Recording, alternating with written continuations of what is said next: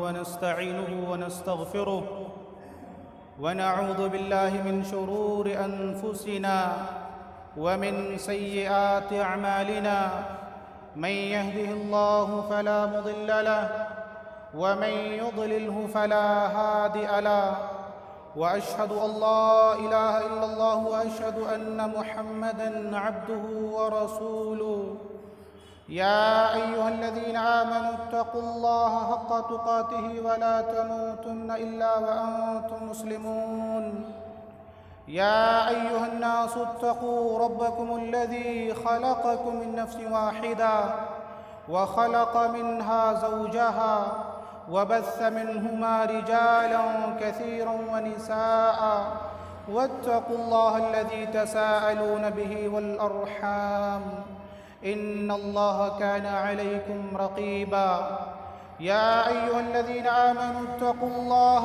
وقولوا قولا سديدا يصلح لكم أعمالكم ويغفر لكم ذنوبكم ومن يطع الله ورسوله فقد فاز فوزا عظيما أما بعد فإن خير الحديث كتاب الله وخير الهدي هدي محمد صلى الله عليه وسلم وشر الأمور محدثاتها وكل محدثة بدعة وكل بدعة ضلالة وكل ضلالة في النار فأعوذ بالله السميع العليم من الشيطان الرجيم بسم الله الرحمن الرحيم وللرجال نصيب مما ترك الوالدان والأقربون وللنساء نصيب مما ترك الوالدان والأقربون مما قل منه أو كثر نصيبا مفروضا. ہر قسم کی حمد و ثنا، بڑائی و کبریائی اللہ وحدہ لا شریک کے لیے لائق و زیبا ہے. بعدہ بیش بہا درود و سلام نازل ہو تمام انبیاء کرام پر، خصوصاً ہمارے آخری نبی جناب محمد الرسول اللہ صلی اللہ علیہ وسلم پر. محترم بزرگوں اور دوستوں، نوجوان ساتھیوں، پیارے بچوں، صحیح مسلم کی ایک روایت میں ہے، ام المؤمنین حضرت ام سلمہ رضی اللہ تعالی عنہ بیان کرتی ہیں کہ دخل رسول اللہ صلی اللہ علیہ وسلم على ابی سلمة وقد شق بصره فاغمضه ثم قال ان الروح اذا قبض تبعه البصر فضج ناس من اهله فقال لا تدعوا على انفسكم الا بخير فإن الملائكة يؤمنون على ما تقولون. ثم قال اللهم اغفر لأبي سلمة وارفع درجته في المهديين واخلفه في عقبه في الغابرين واغفر لنا وله يا رب العالمين وافصح له في قبره ونور له فيه. رواہ مسلم. حضرت امام مسلم رحمہ اللہ اس پوری حدیث کو ایسے ہی مسلم شریف کے اندر لائے ہیں. راویہ حضرت ام سلمہ رضی اللہ تعالیٰ عنہ ہیں. وہ بیان کرتی ہیں کہ رسول اللہ صلی اللہ علیہ وسلم حضرت ابو سلمہ رضی اللہ تعالیٰ عنہ کے پاس آئے. وقد شق بصرہ، ان کی آنکھیں کھلی ہوئی تھی. فاغمضہ، تو آپ صلی اللہ علیہ وسلم نے ان کی آنکھوں کو بند کر دیا. ثم قال، اس کے بعد آپ صلی اللہ علیہ وسلم نے فرمایا ان الروح اذا قبض، ایک انسان کی جان جب اس کی جسم سے نکل جاتی ہے، اس کی روح پرواز کر جاتی ہے، تبعہ البصر، تو یہ آنکھیں اس روح کا پیچھا کرتی ہیں. فضج ناس من اہلہ، نبی صلی اللہ علیہ وسلم کا یہ جملہ سنتے ہی ان کے اہل و عیال نے چیخ و پکار شروع کر دی، رونا دھونا شروع کر دیا. معاملہ یہ تھا کہ حضرت ابو سلمہ رضی اللہ تعالی عنہ بستر مرگ پر تھے، زندگی کے آخری لمحات تھے، موت کے بالکل قریب تھے. ان کے ارد گرد ان کے اعزاء و اقارب، ان کے اہل و عیال، ان کے بیوی بچے ان کی چارپائی کے ارد گرد بیٹھے ہوئے تھے اور ان کی کھلی آنکھیں دیکھ کر کے یہ سمجھ رہے تھے کہ ابھی ابو سلمہ باحیات ہیں، ابھی وہ زندہ ہیں. مگر جب رسول اللہ صلی اللہ علیہ وسلم تشریف لائے اور ان کی آنکھوں کو بند کر دیا اور یہ جملہ ارشاد فرمایا ان الروح اذا قبض تبعہ البصر، کہ آدمی کی روح جب پرواز کر جاتی ہے تو آنکھیں اس کا پیچھا کرتی ہیں، لہذا آنکھوں کو بند کر دینا چاہیے۔ یہ جملہ سنتے ہی ان کے اہل و عیال نے چیخو پکار شروع کر دی، رونا دھونا شروع کر دیا۔ یہ وقت بڑا ہی مشکل اور انتہائی کٹھن وقت ہوتا ہے۔ ایک آدمی جو سفر آخرت کی تیاری کر رہا ہو، اس کے ارد گرد اس کے معصوم بچے، اس کی بیوی، اس کے اہل و عیال بیٹھے ہوئے ہوں، اور وہ آدمی اپنے اندر کی صورتحال کو دیکھ کر کے یہ سمجھ جائے کہ اب میرا آخری وقت آ چکا ہے، اب مجھے اس دنیا سے الگ ایک دوسری دنیا میں جانا ہے، فراق اور جدائی کا وقت آ پہنچا ہے، اللہ کے امر سے آئے تھے اور اللہ کے امر سے اب واپس جانا ہے اور اسی کی طرف واپس جانا ہے، اس کے علاوہ کوئی راہ فرار نہیں ہے، اس کے علاوہ کوئی جائے پناہ نہیں ہے۔ یہ وقت ہر انسان کے اوپر آنے والا ہے۔ حضرت ابو سلمہ رضی اللہ تعالیٰ عنہ کے اوپر بھی یہ وقت آیا۔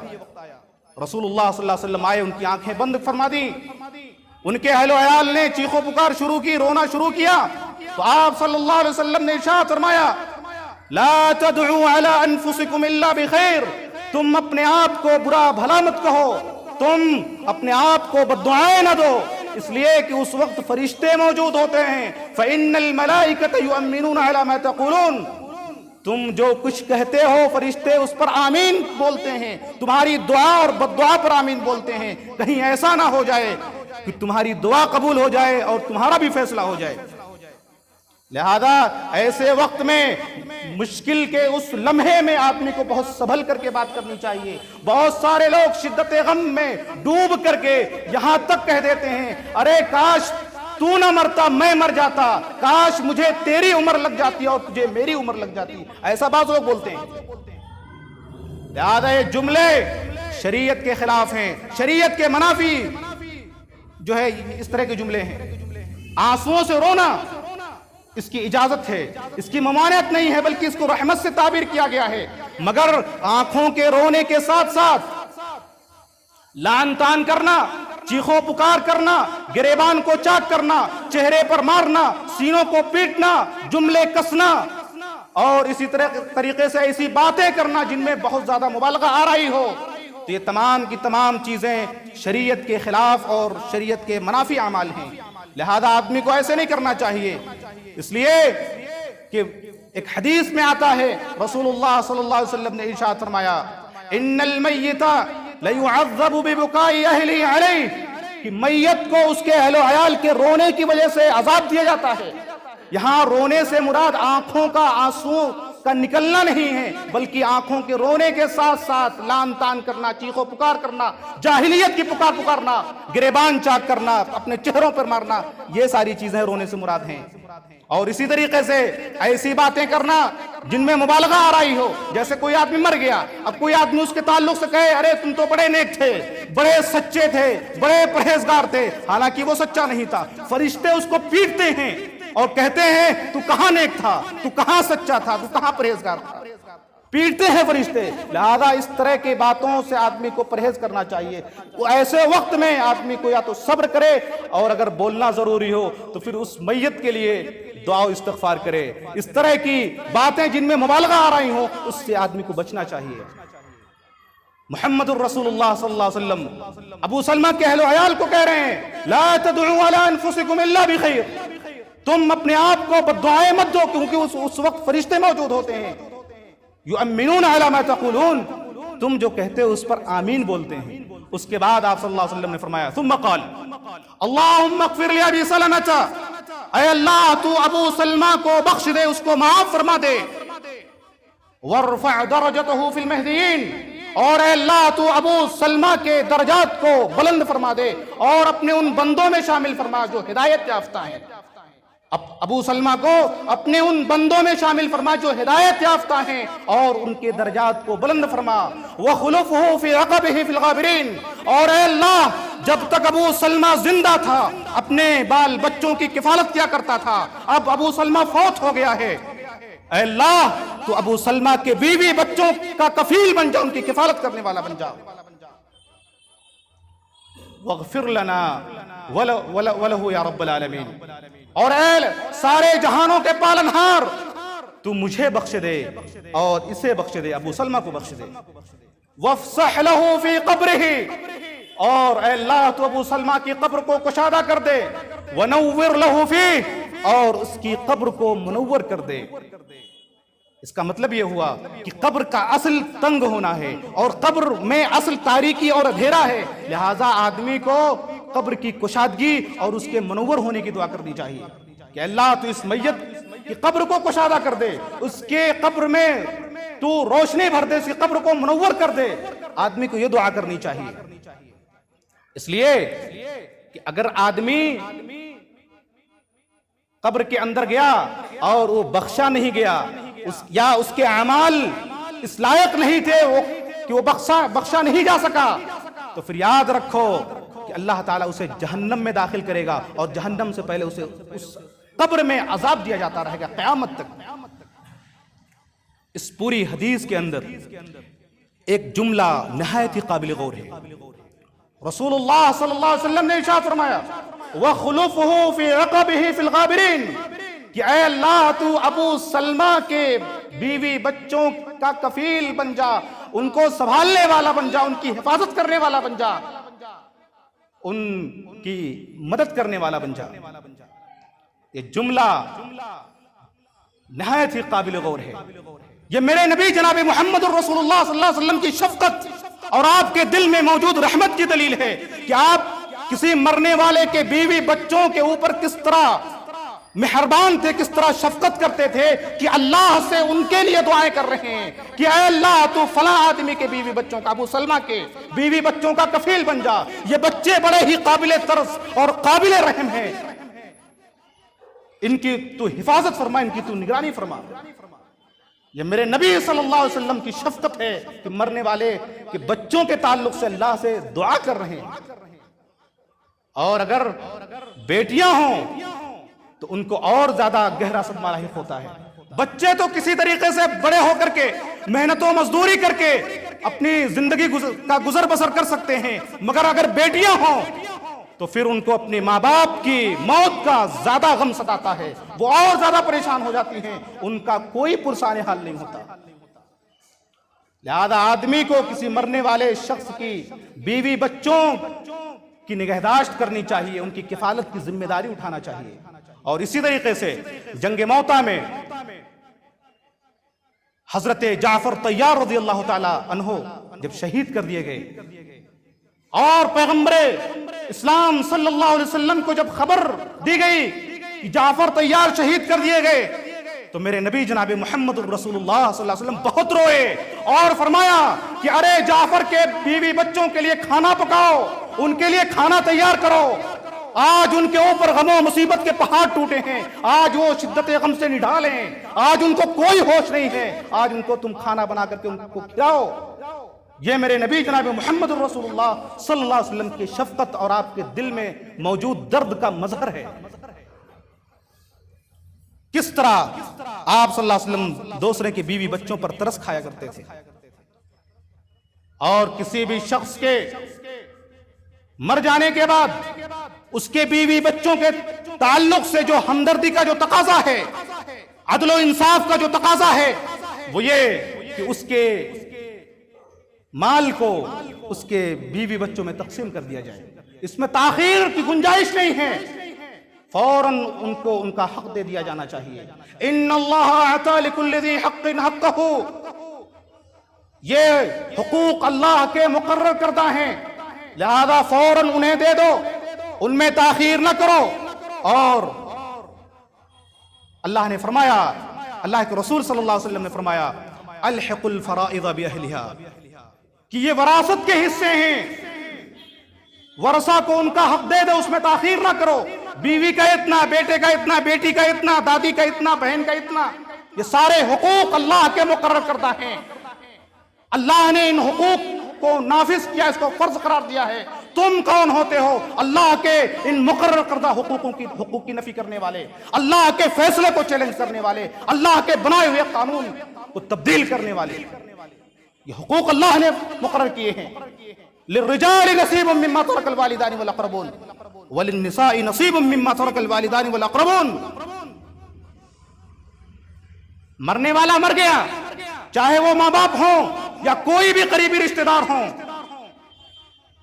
اس نے جو مال چھوڑا ہے، جو ترکہ چھوڑا ہے، اس میں مردوں کا بھی حق ہے. وَلِلنِّسَاءِ نَصِيبٌ مِّمَّا تَرَكَ الْوَالِدَانِ، اور عورتوں کا بھی حق ہے.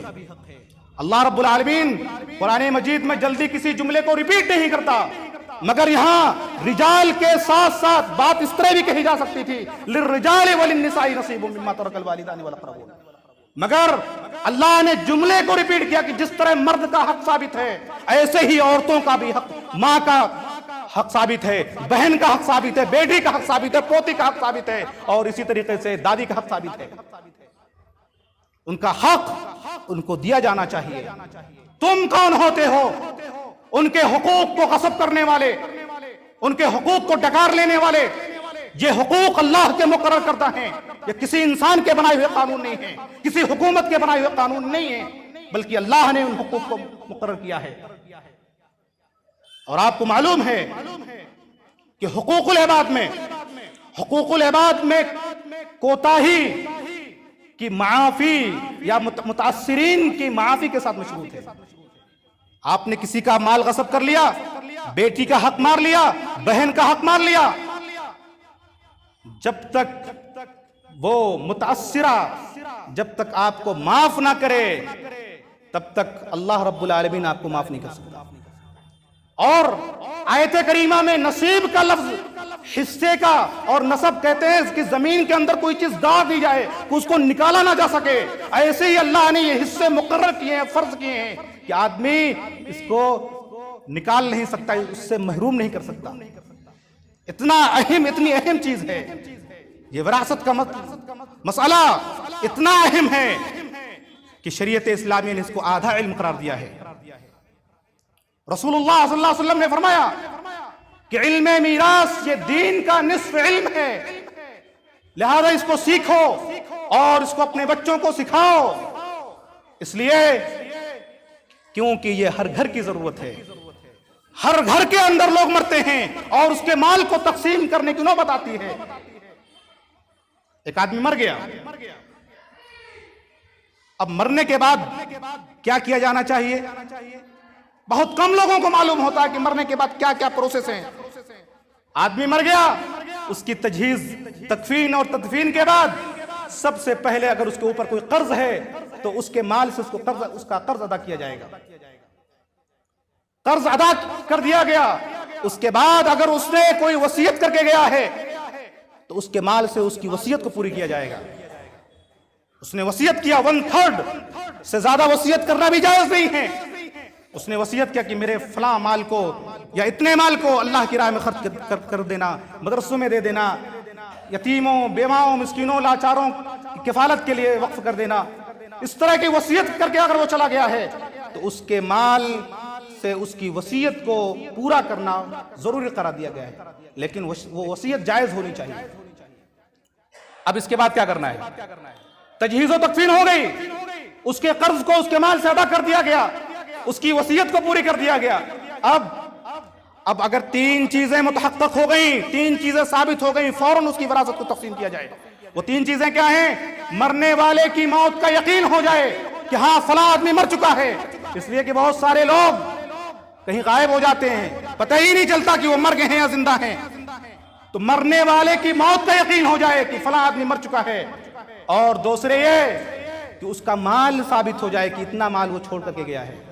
اور تیسرے اس کے وارثین کا موجود ہونا کہ ہاں اس کے فلاں فلاں وارث موجود ہیں. یہ جب تینوں چیزیں متحقق ہو جائیں، ثابت ہو جائیں، فوراً اس کے مال کو تقسیم کر دیا جائے.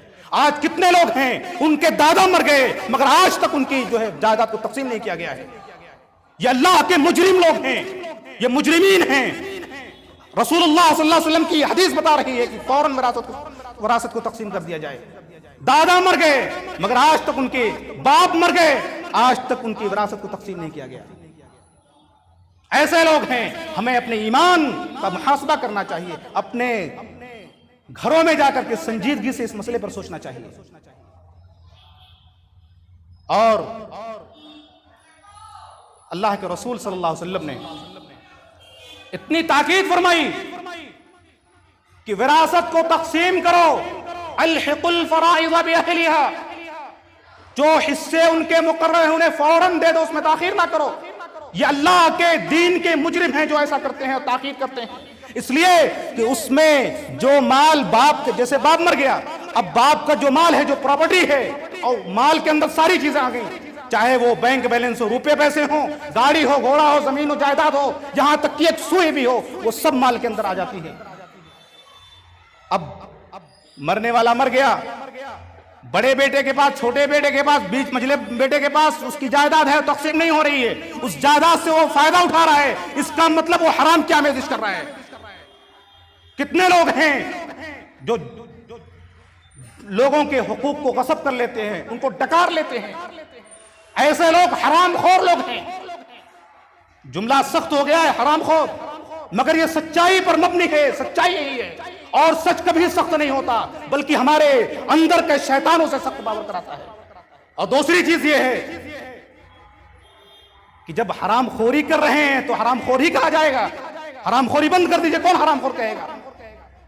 حرام خوری کرنے والے کو حرام خور ہی کہا جائے گا۔ اس لیے یہ مت کہنا مولوی صاحب آپ کے جملے بڑے سخت ہو گئے، حرام خور آپ نے کہہ دیا ہے۔ حرام خوری کرنے والے کو بتائیے، اردو کی اصطلاح میں کوئی اور جملہ بتائیے مجھے کہ کیا کہا جائے گا جو حرام خوری کرتے ہیں؟ تو رسول اللہ صلی اللہ علیہ وسلم، آج اگر ہم اپنے گھروں کا جائزہ لیں تو ہمیں، اور غور کریں تو ہمیں معلوم ہوگا کہ دادا مر گئے،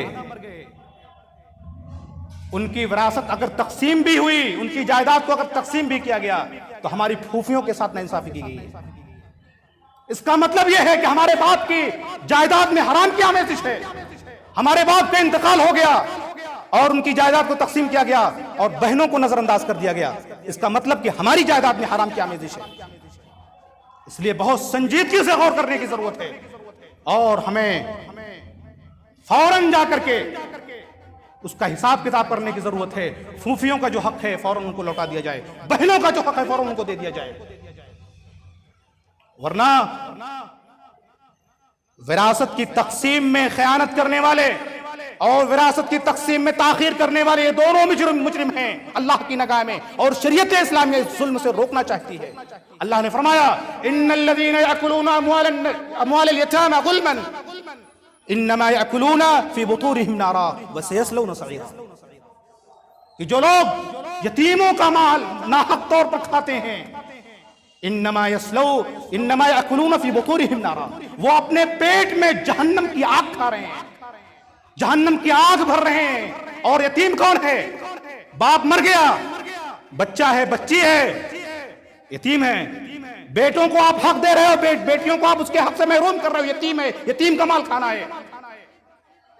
یہی ہے کہ آپ، بچہ مر گیا، باپ مر گیا، بچے کو اس کا حق دے رہے ہو، بیٹیوں کو اس کے حق سے محروم کر رہے ہو، یہ یتیم کا مال کھانا ہے۔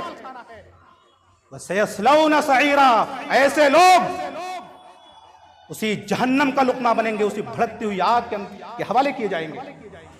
یوصیکم اللہ فی اولادکم للذکر مثل حظ الانثیین، اللہ تمہیں تمہاری اولاد کے بارے میں وصیت کرتا ہے۔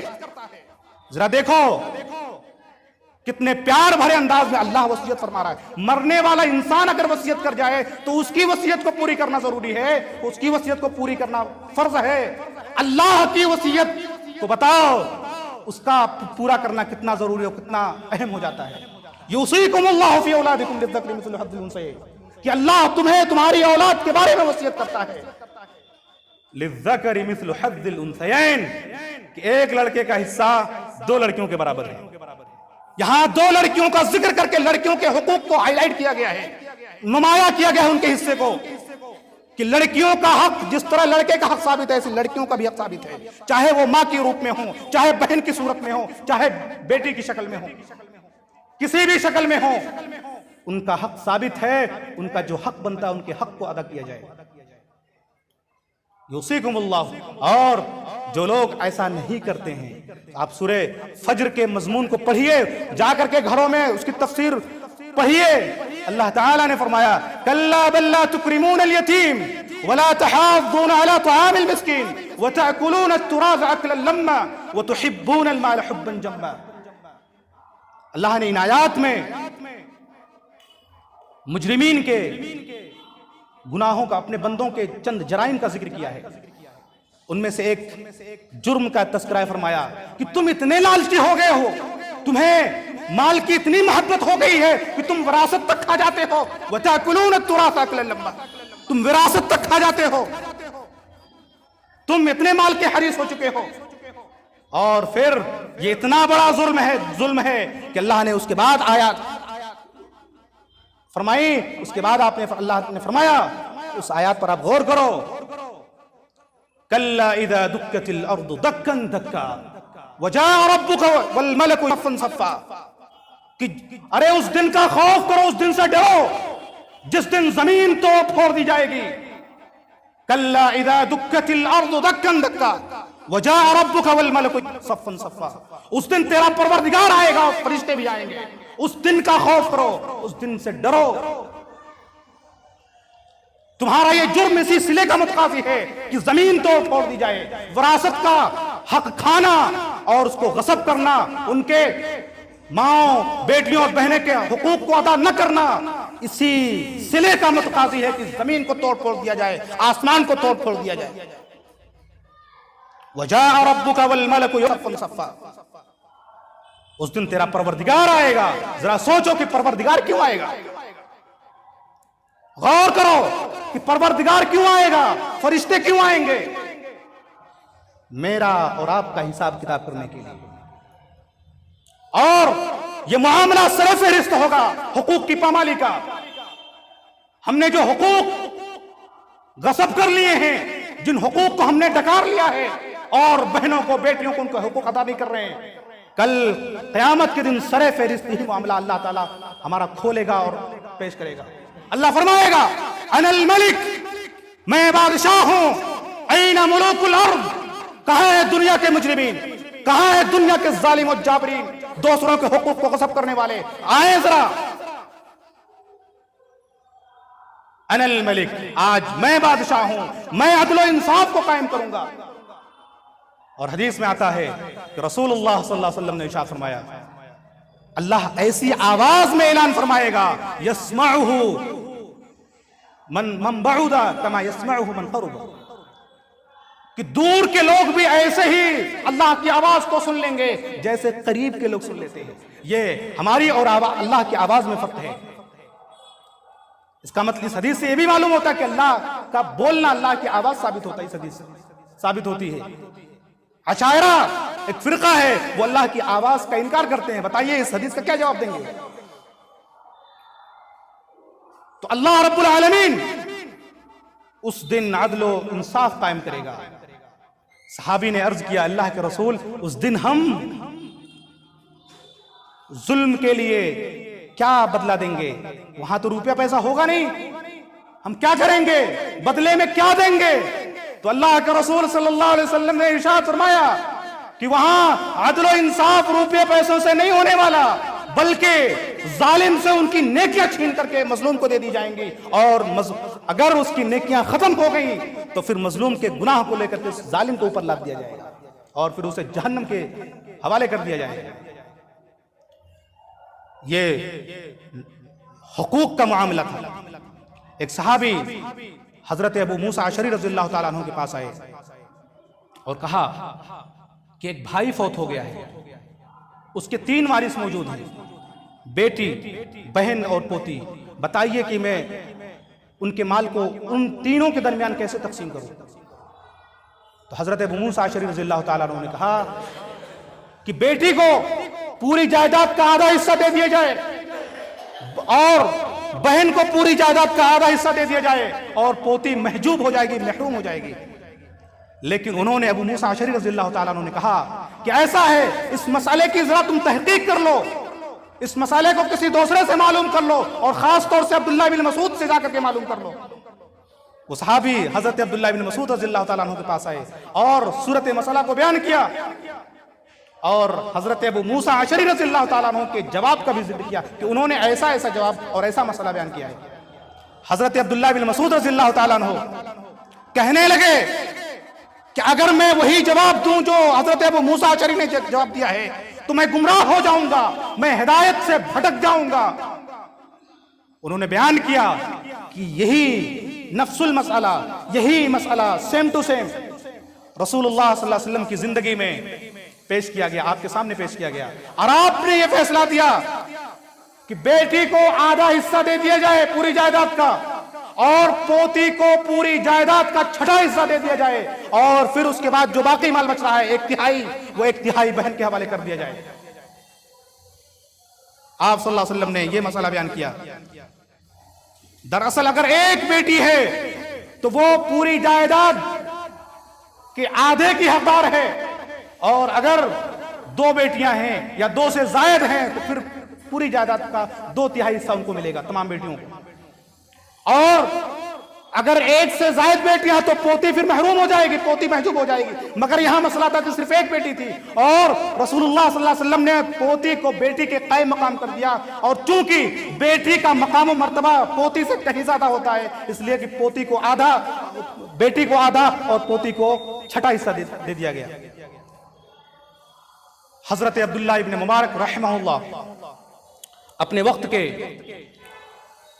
بڑے امام اور محدث گزرے ہیں، وہ اپنے ایک شیخ کے درس میں حاضر ہوتے تھے اور حدیث کا علم حاصل کرتے تھے۔ ایک دن انہوں نے ایک حدیث پڑھی، فوراً شیخ سے کہا کہ شیخ مجھے ایک دن کی چھٹی چاہیے۔ شیخ بڑے ہی عجیب و حیران و پریشان ہو گئے کہ یہ عبداللہ ابن مبارک کبھی ناغہ نہیں کرنے والے، آج جن کو چھٹی کی کیا ضرورت پڑ گئی؟ انہوں نے چھٹی دے دی۔ عبداللہ ابن مبارک اپنے گھر گئے اور دوسرے دن آ کر کے درس میں شامل ہو گئے۔ ان کے شیخ نے، ان کے استاذ نے پوچھا کہ عبداللہ ابن مبارک کیا بات تھی؟ تم تو کبھی ناغہ کرنے والے نہیں تھے، اچانک ایسی کون سی ضرورت آن آ گئی، ایسی ضرورت پڑ گئی تمہیں چھٹی لینا پڑا؟ عبداللہ ابن مبارک رحمہ اللہ کہنے لگے کہ پرسوں میں نے ایک حدیث پڑھی تھی، میرا باپ بہت پہلے فوت ہو چکا تھا، میں نے اپنے ان تمام جائیداد کو تقسیم کر دیا تھا، مگر اپنی بہن کو میں نے حق نہیں دیا تھا۔ میں نے وہ حدیث پڑھی، پھر میرے پاس کوئی گنجائش باقی نہیں بچی، میں فوراً چھٹی لے کر کے گیا اور اپنی بہنوں کو ان کا حق ان کے حوالے کر دیا۔ یہ ہمارے اسلاف کی سوچ اور ان کی فکر تھی۔ آج ہم ہیں کہ آج بہنوں کے حقوق کو، بیٹیوں کے حقوق کو، ماؤں کے حقوق کو غصب کر کے بیٹھے ہوئے ہیں، ان کے اوپر سانپ بن کر کے بیٹھے ہوئے ہیں۔ ذرا سوچئے کہ ہمارے سوچ کا اور ہمارے اسلاف کی سوچ میں کتنا فرق ہے، زمین و آسمان کا فرق ہے۔ رہ گئی رسم ازاں روح بلالی نے دی، ہم ایک رسمی مسلمان بن کر کے رہ گئے۔ نماز روزہ پڑھ لینے سے آدمی مسلمان نہیں ہو جاتا۔ قیامت کے دن اگر حقوق کے معاملے میں آدمی کی گڑبڑی ہے تو سب سے پہلے اس حقوق کے معاملے میں آدمی سے باز پرس ہوگی، سوال کیا جائے گا، اور جب تک بندے کو معاف نہ کر دے اللہ رب العالمین بھی اس کو معاف نہیں کرے گا۔ لہذا یہ مسئلہ بہت ہی حساس ہے، اس کو سنجیدگی سے لینے کی ضرورت ہے، اس پر غور کرنے کی ضرورت ہے، اور جن کے والدین، دادا وغیرہ اور جن کے اعزاء و اقربا فوت ہو گئے ہیں ان کی جائیداد کو فوراً تقسیم کیا جائے، اس میں تاخیر کی کوئی گنجائش نہیں ہے۔ اللہ رب العالمین سے میری دعا ہے کہ اللہ تعالی ہمیں میراث کے اس مسئلے کو سمجھنے کی توفیق عطا فرمائے، اور جو حقوق ہیں ان حقوق کو ادا کرنے کی توفیق عطا فرمائے، اسی طرح سے ظلم و زیادتی سے محفوظ رکھنے کی توفیق عطا فرمائے۔ ربنا تقبل منا انك انت السميع العليم وتب علينا انك انت التواب الرحيم۔ اقول لكم ما تسمعون واستغفر الله لي ولكم۔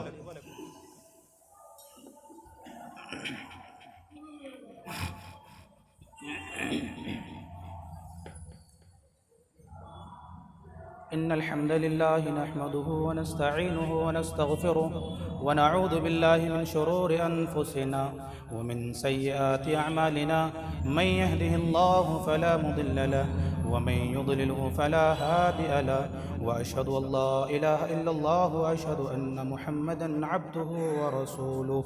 اللهم صل على محمد وعلى آل محمد كما صليت على إبراهيم وعلى آل إبراهيم إنك حميد مجيد. اللهم بارك على محمد وعلى آل محمد كما باركت على إبراهيم وعلى آل إبراهيم إنك حميد مجيد. عباد الله رحمكم الله، إن الله يأمركم بالعدل والإحسان وإيتاء ذي القربى وينهى عن الفحشاء والمنكر. وقوموا إلى صلاتكم يرحمكم الله.